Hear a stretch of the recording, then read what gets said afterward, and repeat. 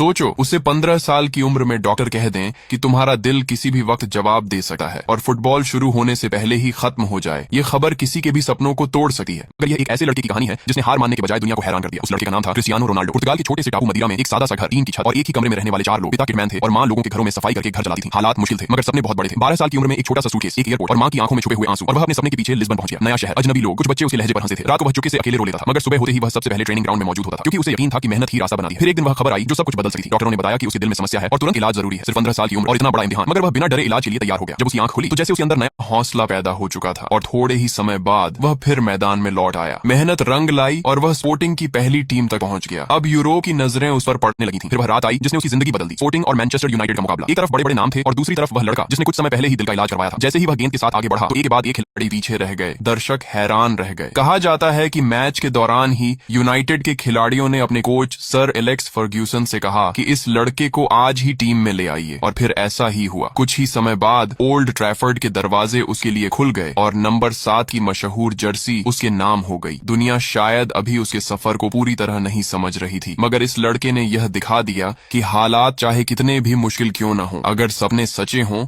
और हौसला मजबूत हो तो एक दिन दुनिया रुक कर आपकी कहानी जरूर सुनती है।